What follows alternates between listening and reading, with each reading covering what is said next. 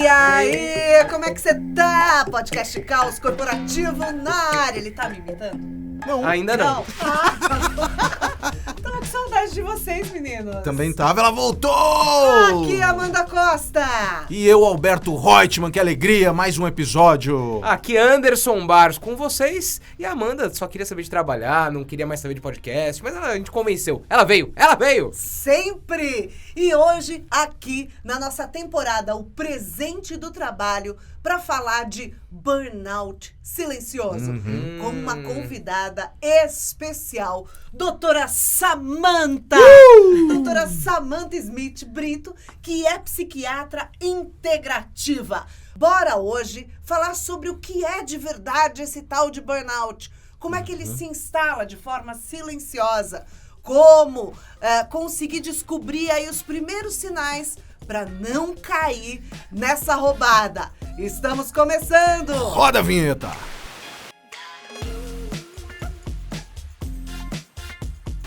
Em 2022 começou com uma notícia muito importante para todo mundo que trabalha, né? Que foi o reconhecimento do burnout como doença do trabalho pela Organização Mundial do Trabalho. Foi um passo muito importante. E a gente está falando aqui do presente do trabalho e essa é uma realidade que é presente, sim, para muita e muita gente. Porém, muita gente ainda não conhece. E a gente achou que era um negócio só durante a pandemia, né? Tudo ali misturado, depois vai passar. Mas que nada, né? Continua aí. Que nada. E tem uma questão que a gente ouve muito falar de burnout por aí, e eu já ouvi opiniões das mais variadas, que é apenas um estado passageiro, que é frescura. Que é frescura. Então a gente resolveu trazer uma especialista no tema, para não ter dúvida. Olha aí o podcast Caos Corporativo como apoio, como ferramenta, como uma prestação de serviço importante para todo mundo que nos escuta, né, doutora?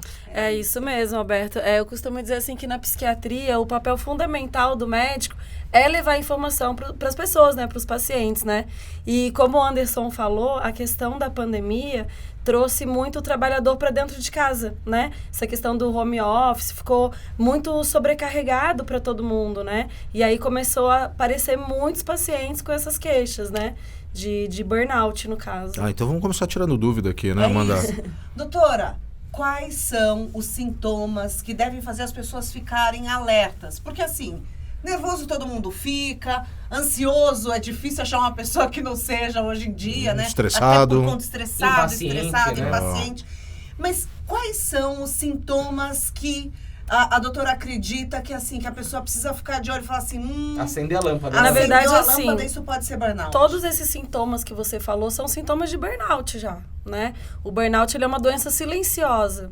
E não é normal a gente ficar estressado, não é normal a gente ficar sobrecarregado, não é normal a gente se sentir ansioso, deprimido, né? Claro que, assim, tristeza é inerente ao ser humano, ansiedade é inerente ao ser humano. Agora, quando a gente começa a perder o controle, começa a somatizar, começa a trabalhar nos nossos relacionamentos, né? Em casa, no trabalho, aí a gente tem que ficar atento, sim, porque pode ser um burnout. Mas pode ter um divisor de águas que fala assim, agora oficialmente estou em burnout. É alguma alteração sanguínea? Aparece Alberto, algum assim, exame? Até aparece, tá? Mas assim, o que caracteriza de fato o burnout? É a correlação com, né? É o nexo causal com a atividade laboral. É o fato, assim, de, eu vou trabalhar, me sinto assim, eu volto do trabalho, me sinto assim, né? As queixas que a pessoa traz são... em casa tá tudo bem, em casa tá maravilhoso, relacionamento maravilhoso, tudo, mas o meu trabalho, sabe, a pessoa ela já traz... Desempregado não pode estar em burnout. Desempregado não, mas assim, não é o comum usual, mas donas de casa que cuidam sobrecarregadas, cuidam sozinhas dos filhos, né, às vezes de tem... pessoas idosas, do de lar, pessoas cuidadores, doentes. Estresse, né, mas aí já é uma outra patologia, né? Tem o estresse do cuidador, o estresse né? do cuidadores. Agora, vai, Andy. Manda ver. Agora, né? Falando mais a respeito disso, olha como é importante a gente não normalizar algumas coisas. Que a gente abriu o episódio falando, não, nervoso é normal, impaciência porque é normal. Ansioso tá todo mundo mesmo, ansioso impaciente tá todo mundo. Né? Então não é. Não é. Não é normal. Não é normal. Então a gente tem que... O que é normal, doutora? O normal é você ter um autocontrole, né? Você saber ter o autocuidado de assim, isso não está me fazendo bem. logo eu vou tomar atitudes para sair dessa situação. Né? Agora, quando a gente vai se adaptando, né? Até assim, antes da gente começar, a gente estava conversando, né? Sobre o efeito da perereca na panela, né? Então, você imagina que você é uma perereca e você coloca a perereca na panela, né? E liga a água quente, a perereca, Morninho, vai se ela acaba né? cozinhando sem perceber. Então, isso é o burnout também, né? A gente não se percebe. Então quer dizer que a gente começa até curtindo um pouco esse quentinho dessa panela? Fala que chama workaholic. O burnout, ele tem então essa característica da gente começar curtindo aquele excesso de trabalho, um pouco além da conta, um certo frisson, aquela sensação de poder, de conseguir fazer um pouco mais, alto valor, né? Tem tudo isso e chega um momento que passa do ponto, quer dizer, tem um ponto que a pessoa está se sentindo bem, é isso? Sim, sim. A principal característica da pessoa que adquire o burnout é uma autocobrança e um perfeccionismo excessivo. Então, normalmente, não é regra, não é sempre, mas são pessoas apaixonadas pelo trabalho, que querem entregar uma coisa bem acima do que uma pessoa comum conseguiria. A gente pode, então, a gente dá esse nome bonito de alta performance no trabalho. E no fundo pode estar em burnout. Tem um preço, né, Alberto? Essa alta performance vai ter um preço, né? Não é a troco de nada. Agora, e isso, né, parte do nosso bate-papo aqui de aquecimento, que como burnout virou doença do trabalho, e assim, no trabalho sempre tem aquele que é um atestadinho, não é verdade? Vamos falar um pouco a respeito disso, sobre essa perspectiva médica, sabe?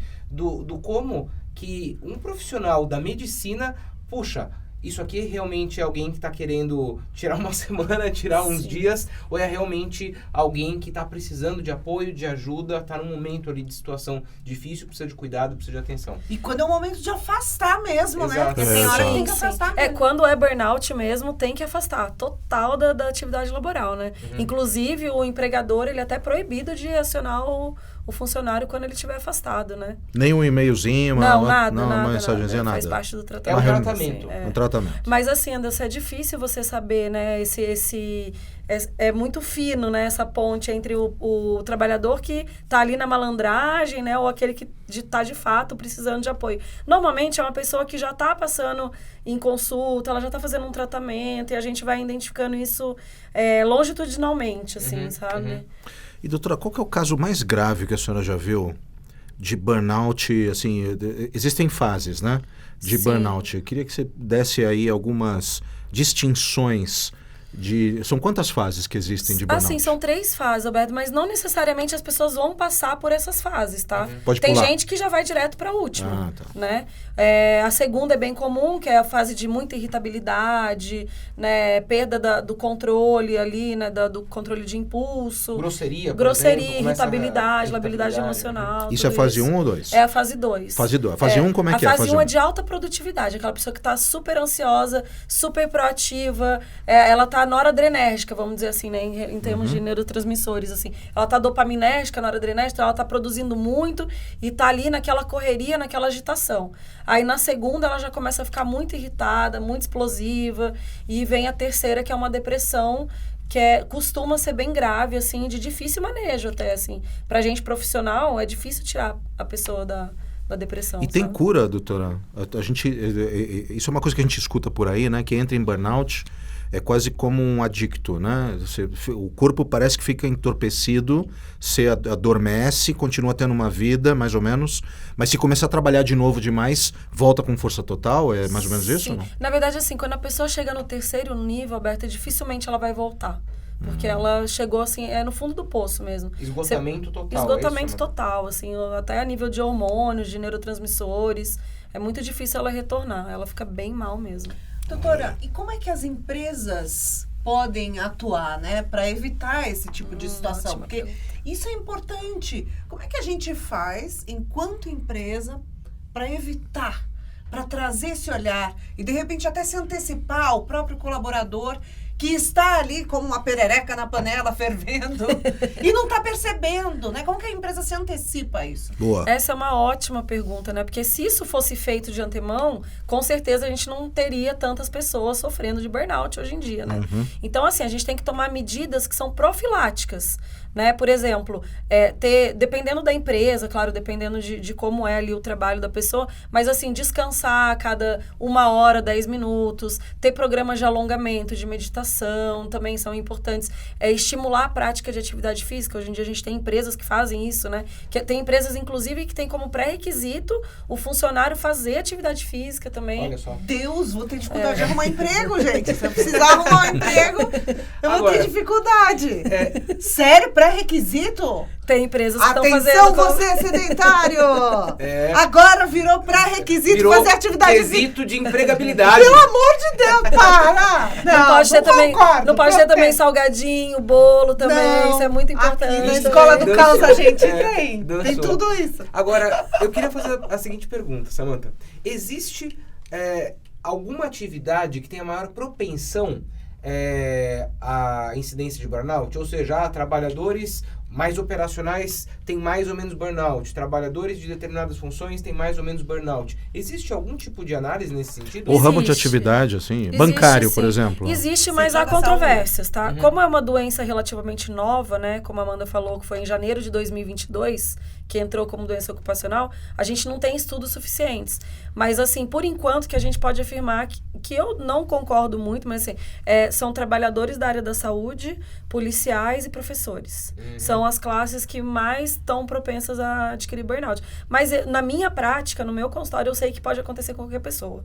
Em qualquer área, em qualquer profissão. Inclusive, a gente lida aqui com um montão de gente, de um montão de empresa e um montão de gente com burnout, né? Inclusive, por sobrecarga excessiva. O lance, sabe, das reuniões a cada 1 hora, a cada meia hora, sem a pessoa sair de trás do computador. E ela passa o dia inteiro em reunião. E aí, depois que deu as 18 horas, né? E não tem mais reunião, aí que ela vai começar a trabalhar. E vai trabalhando até meia-noite, né? E acorda cedo no dia seguinte. Isso acontece demais, né, gente? Agora, tem uma questão, doutora, e para nós aqui, Amanda e Anderson, porque durante muito tempo a gente ainda vem de uma geração que alguém que levanta a mão e pede ajuda acaba sendo taxado de fraco, né? Fraco, de que não está engajado na empresa. Falei, olha aí, tá vendo? Tá reclamando, desculpinha para não se engajar.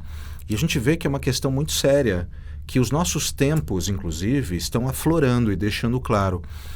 Qual é o papel que você enxerga, doutora, de recursos humanos, do líder e talvez até do próprio funcionário, de conseguir contribuir para que este tema não chegue como um aspecto da gente ter que tratar como afastamento por acidente, né? Porque eu não sei até que ponto o burnout de repente poderia ser considerado como é doença do trabalho. Como é um alerta, é uma doença do trabalho, né? Então como é que a gente evita isso? Precisa ter só uma semana de prevenção ao burnout? A gente precisa treinar líder. A gente precisa também conscientizar o funcionário para que ele seja cada vez mais consciente. O que você acha que é um caminho? Eu acho que assim, Alberto, existe a tal da psicofobia, né? Que é o preconceito com doenças psiquiátricas, né? E a gente vem tentando quebrar isso, né? A pandemia veio aí, deu uma quebrada, né? A gente está tentando tirar esse preconceito. Porque o ideal é que as pessoas procurem ajuda no início dos sintomas. Por exemplo, assim, você tem, sei lá, você descobre que você está diabético. Você vai demorar, você vai esperar o seu pâncreas parar de funcionar para você tomar uma insulina, por exemplo? Não existe isso. Em outras áreas da saúde, não existe. E na psiquiatria tem esse preconceito, essa psicofobia. As pessoas sempre demoram muito para procurar atendimento. Mas justamente acho que por conta da dificuldade de detectar, né? Fala assim, mas eu tô mais irritada, eu tô mais irritado, eu tô mais estressada, mas isso é culpa minha, mas isso é eu que escolhi estar aqui. A pessoa também se culpa um pouco. Tem um monte de gente desempregada e eu não posso... eu tô aqui, tô reclamando. Eu deveria ser grato. Deveria ser grato, deveria valorizar o trabalho que eu tenho, né? Você acha que tem um pouco isso da pessoa também se culpar? Tem, sim. Tem isso também, tem a questão também de, muitas vezes, o trabalho já tem um ambiente hostil também, já vem de cima, né? Já vem dos chefes, da própria empresa, que já tem um círculo vicioso de hostilidade, de não dar atenção para o funcionário, tem tudo isso. E como é que trata, doutora? Como é que trata burnout? Afasta, e aí? É remédio? Sim, é terapia? Sim. É mudar de profissão? Como é que trata? Tudo isso. E tudo isso aí que você falou. A gente tem que afastar 100%. Esse afastamento a gente inicia com 30, 60 dias e vai reavaliando, né, o paciente até que ele esteja apto. Lembrando que na fase 3 é muito difícil ele retornar ao trabalho, né, como eu falei. Quando chega numa fase mais avançada é muito difícil. Aposenta. Depende quem analisa isso é o perito normalmente, né? É o médico perito, mas eu conheço bastante casos de pessoas que tiveram que aposentar, que não tiveram como voltar a retornar ao trabalho.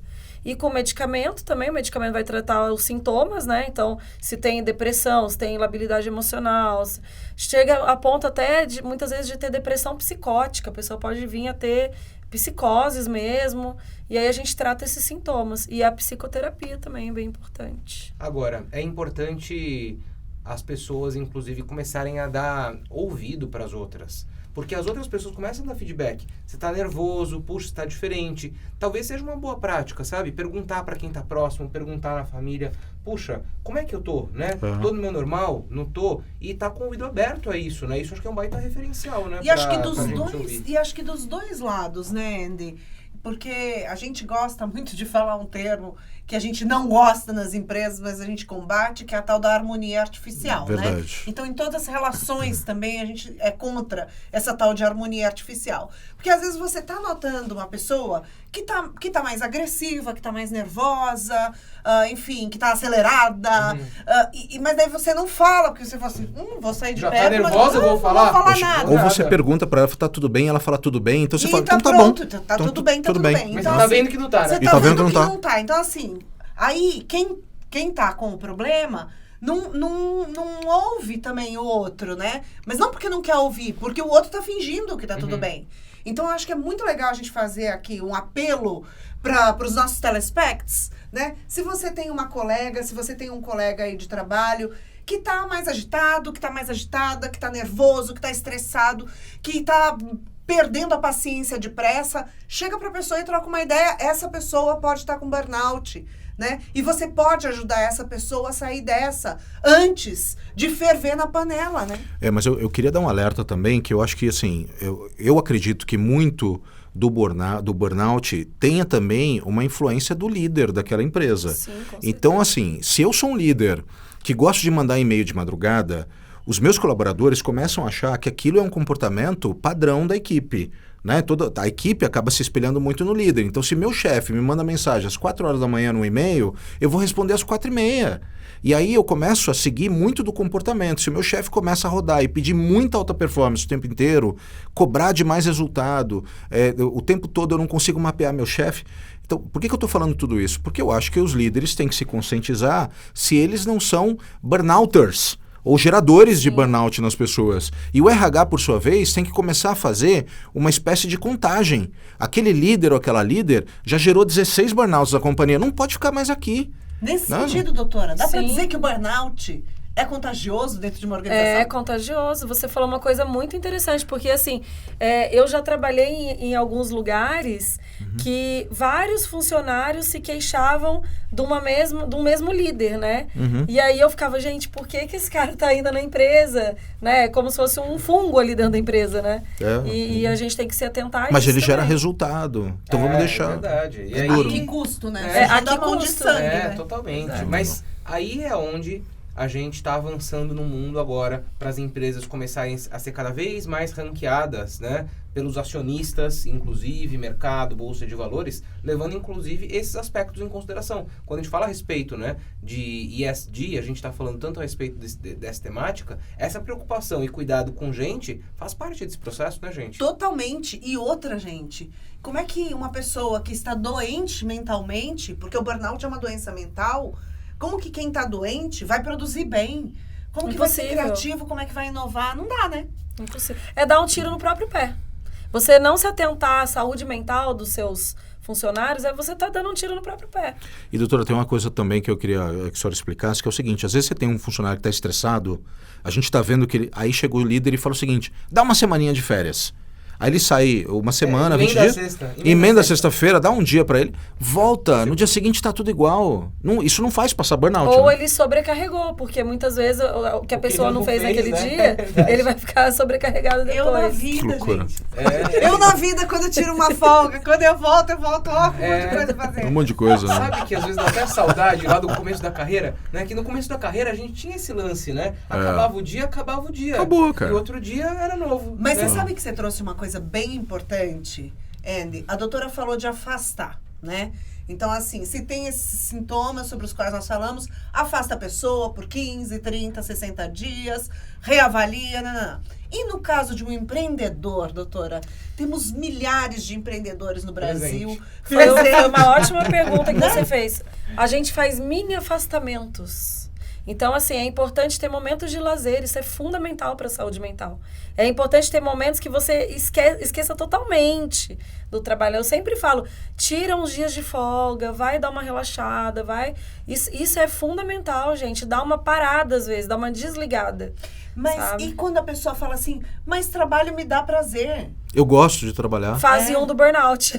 Fase 1 do burnout. Ou Não seja, é errado você ter prazer em trabalhar. Errado é você negligenciar seus momentos de outros prazeres. fala Mas de às novo, vezes doutora. a Fala de pessoa novo para as pessoas. desaprende. Mas Fala de eu novo. acho que isso é desculpa, Amanda. Eu acho que isso é desculpa. Você acha? Eu acho que é Será justificativa que a pessoa pra não si. desaprende a se divertir? Eu acho que é justificativa pra si. Tem pra ela aquela aceitar, pessoa que, entendeu? assim, se afoga no trabalho para esquecer problemas pessoais.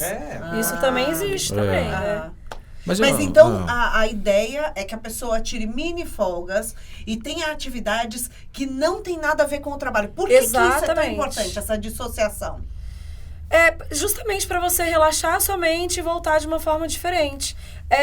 Daria até para explicar assim a nível de neurotransmissores, porque você acaba esgotando neurotransmissores que te dão prazer, tipo dopamina, ocitocina, noradrenalina. Você esgota eles e o seu cérebro ele tem um time para que você possa produzi-los novamente. Existe um time, né, um feedback, né, que a gente precisa ter. E aí, se você fica ali naquela correria, naquela coisa, né, um dia após o outro, você não dá tempo pro seu cérebro. Então, vai ter uma hora que seu cérebro vai entender assim, poxa, eu não preciso mais produzir isso. Você entendeu? Isso se chama feedback negativo. Não tá usando mesmo? É o feedback... Não, é que tá usando muito. Tá usando muito, você esgota. Ah, é verdade.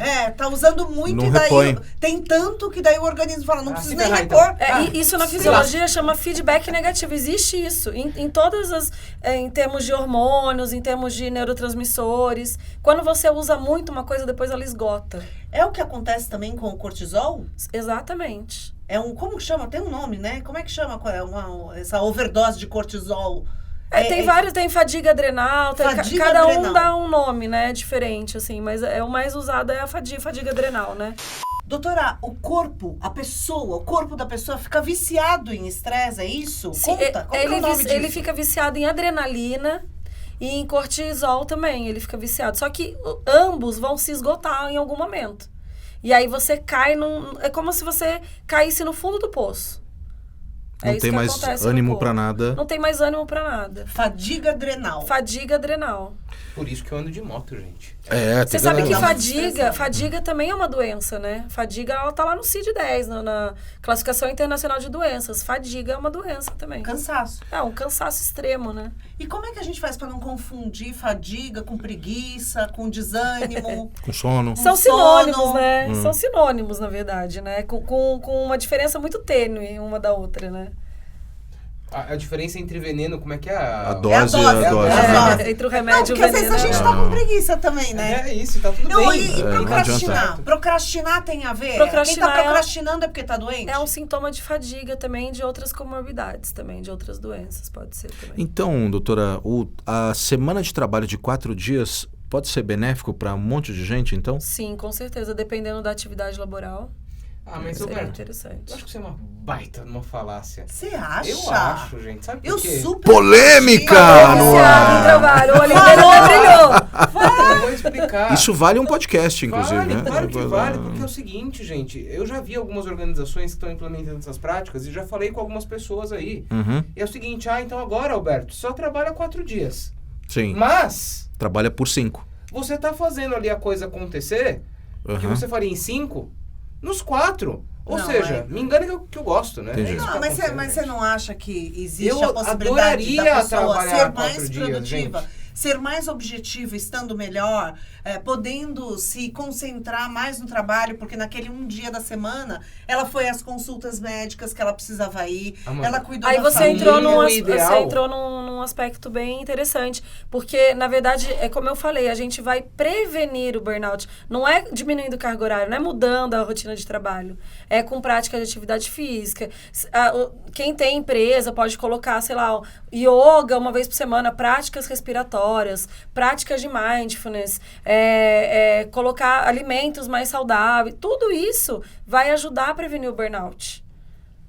Porque a primeira coisa que a empresa faz é colocar uma máquina de café, né, no corredor. Que é super estressor, Que né? é em super excesso. estressante pra você ficar cada vez mais, né? Acabou o café na escola do caos Não, e no armazém. não, Calma aí, para com peraí, isso. pô. Nenhum radicalismo. Sem é radicalismo. permitido, Só né? chazinho de camomila. Tem que ter os dois, né? Vou trazer O na café em mochila. excesso ele é estressor mesmo. Doutora, pra gente encerrar, dicas de quem tá percebendo que tá entrando né, na fase 2 ou na fase 3, porque eu tô entendendo que a fase 1 ainda obviamente, trabalhar de maneira preventiva é sempre melhor, né? Sim. Mas o que a gente não deveria abrir mão? Sono, alimentação, o que você Sim, recomenda? sem querer ser redundante, né? Mas como você falou, prática de atividade física, é mais procurar um profissional mesmo qualificado, né? Um psicoterapeuta. Pelo menos o psicoterapeuta ele vai conseguir que você identifique que você precisa de um psiquiatra, de um medicamento, ou de um neurologista também, que pode tratar o burnout também, mas procurar ajuda qualificada, profissional. Doutora, e fala logo pro gestor? Já vai pro gestor e fala, olha, eu estou sentindo que tô diferente, tô estressada, tô cansada. Não tô aguentando mais. Não tô aguentando, tô nervosona. Mesmo que isso E já custe fala antes a sua como é que promoção. é. Não, porque eu tenho Ou seu amigas... emprego. Ou seu emprego, né? Eu tenho amigas da área de comunicação, amigas e amigos, e nunca falaram porque seriam vítimas de preconceito. Você acha que o colaborador ele deve ser claro com o gestor dele e dizer, ou é uma exposição muito grande? Eu acho que sim. Eu acho que isso aqui que a gente está fazendo hoje é muito importante. Levar a informação, é psico-orientação. Isso é porque, de repente, alguém que nem sabia dessas informações vai ouvir e falar, nossa, eu tô com um funcionário que tá assim. Eu preciso me atentar. Porque esse funcionário, ele vai pegar atestado, ele vai ser afastado. Você entende? E isso vai gerar prejuízo para a empresa.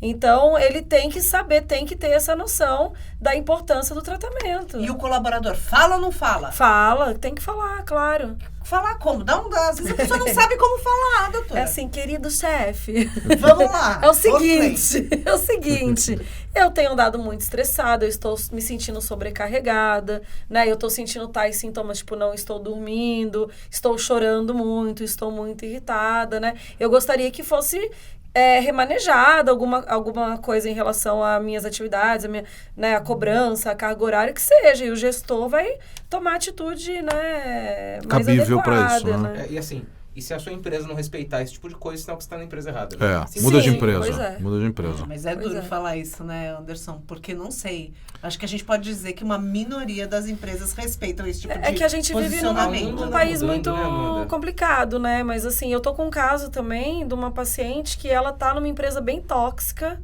E a minha vontade é de falar, meu amor, saia. Saia! O que você tá Só fazendo que aí? ela vai viver do quê, né? Eu vou ser responsável pela... Essa é a questão. É meio complicado. Bom, utilidade pública, envie esse episódio para um amigo, para uma amiga que está em burnout, que você já sente.